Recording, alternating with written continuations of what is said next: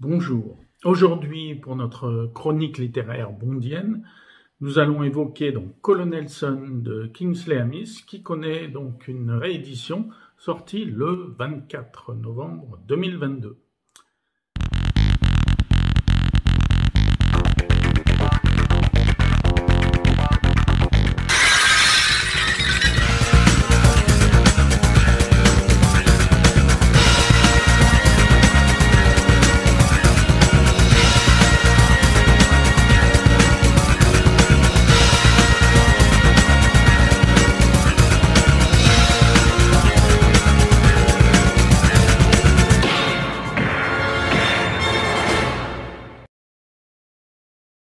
Alors, lorsque Ian Fleming décède en août 1964, il a terminé d'écrire donc son dernier roman, L'Homme au pistolet d'or, qu'il n'a pas eu le temps de corriger. Le roman est publié un an plus tard, donc en 1965. Et on donne à Kingsley Amis l'opportunité donc de lire le manuscrit et d'écrire pour Gleados Publication, donc l'éditeur de Ian Fleming, une note sur son avis concernant le roman. Et puis donc le roman est publié.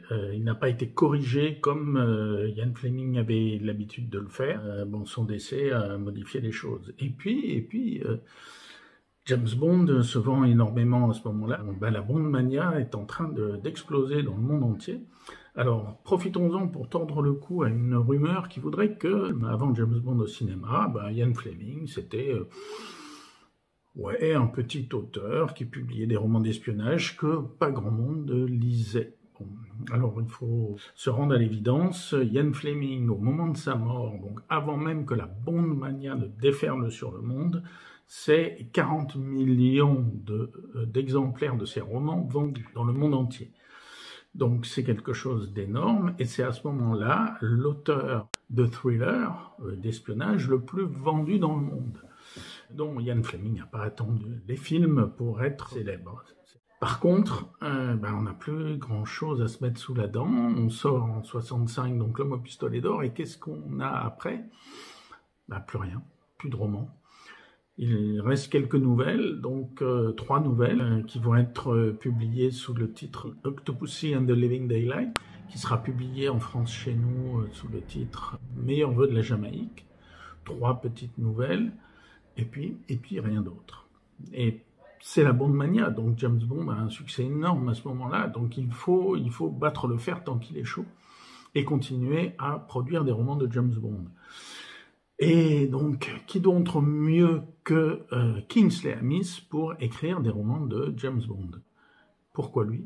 Eh bien d'abord parce que Kingsley Amis est sans doute à ce moment-là, dans ce milieu des années 60, celui qui connaît le mieux James Bond après Ian Fleming. Et il vient de publier d'ailleurs 2 ouvrages. Le premier s'appelle The James Bond Dossier, publié en 1965. Au départ, ça devait être un petit article. Et puis finalement, ça devient un livre, une étude sur James Bond, et il sort un deuxième ouvrage, beaucoup plus léger, une espèce d'ouvrage un peu comique, The Book of Bond, Every Man His Own 007. Le dossier James Bond est d'ailleurs publié par Plon l'année suivante, en 1965. Alors on demande à Kingsley Amis d'écrire un nouveau roman de James Bond. Mais c'est qui Kingsley Amis en dehors de ça? En dehors de sa connaissance de James Bond. Alors, il faut savoir que Kingsley Amis, il est né le 16 avril 1922, il est décédé le 22 octobre 1995, et il s'est fait connaître dans les années 50, en faisant partie d'un groupe d'auteurs britanniques qu'on appelle les Angry Young Men, les jeunes hommes en colère, qui font partie en fait de jeunes auteurs qui secouent un petit peu l'arbre sclérosé, un petit peu traditionnaliste britannique. Eux mettent un peu un coup de pied dans la fourmilière. Son premier roman donc est publié sous le titre de Lucky Jim, qui sera d'ailleurs édité et traduit en français sous le nom de Jim Lachance. Il sera l'auteur donc de plus de 20 romans, de très nombreux essais, de poèmes, d'ouvrages essentiellement satiriques et comiques, et bien sûr 2 études sur James Bond, et puis lui étant considéré comme celui qui connaît le mieux James Bond, on lui demande d'écrire un roman de James Bond. Donc Gleados Publication décide finalement de pas publié le livre sous son nom Kingsley Amis, mais sous un pseudonyme, un nom d'emprunt, qui ensuite pourrait servir d'ailleurs à d'autres auteurs. On pense à écrire d'autres romans de James Bond et que d'autres auteurs puissent écrire ces ouvrages. Alors, Peter Fleming, le frère de Fleming, qui fait partie du conseil d'administration de Gleados Publications, propose George Gleadrose. Bon, finalement, l'idée ne me plaît pas trop, puis finalement, on pense à Robert Markham. Robert Markham, donc, serait le nom de l'auteur. Et donc, Kingsley Amis reçoit 5000 livres, donc plus de 50 000 francs de l'époque, en avaloir, c'est-à-dire en avance sur les recettes du roman, et 5000 livres ensuite, lorsqu'il rend le manuscrit. Donc, il reçoit 10 000 livres, ce qui est énorme pour écrire son roman Colonel Sun.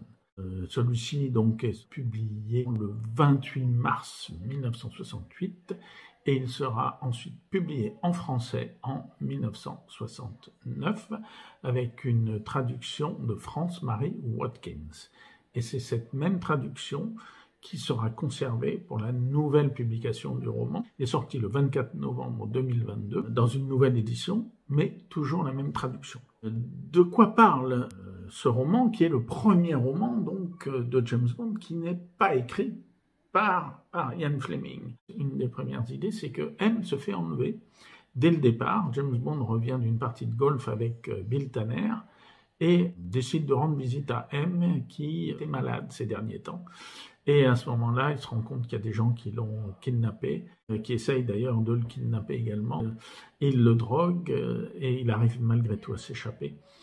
Et les ravisseurs s'échappent ensuite avec M. Donc Bond part à leur recherche, il trouve des indices sur place, un cadavre avec des papiers, puis sur les papiers il y a des numéros de téléphone qui indiquent que finalement ils sont partis en Grèce. Donc Bond part en Grèce. Il va s'associer à une espionne grecque, Ariane Alexandrou, qui est une espionne au service du KGB. Ils vont se mettre ensemble car l'ennemi n'est pas les Russes, contrairement aux autres romans de Fleming, mais l'ennemi, ce sont les Chinois. C'est la République populaire de Chine. L'ennemi, c'est ce fameux colonel Sun, qui s'appelle Sun Liantang. Alors c'est un roman assez différent de ce qu'écrivait Fleming. Il y a c'est très violent. Très très violent. Le personnage féminin est très intéressant. Les personnages sont assez bien développés. On retrouve le personnage de James Bond. Par contre, le style de Fleming n'y est pas. C'est un style très différent. C'est celui de Kingsley Amis, qui est beaucoup plus sobre, avec des phrases plus courtes, beaucoup moins de descriptions. Il va beaucoup plus à l'essentiel. Ça se termine d'ailleurs avec une torture assez épouvantable, où James Bond se fait donc torturer par le fameux colonel Sun en insérant des poinçons et des aiguilles dans le nez, dans les oreilles, donc c'est assez épouvantable. Donc c'est assez violent, c'est assez politiquement incorrect. Alors, il faut savoir donc que Kingsley Amis avait adhéré au Parti communiste en 1956.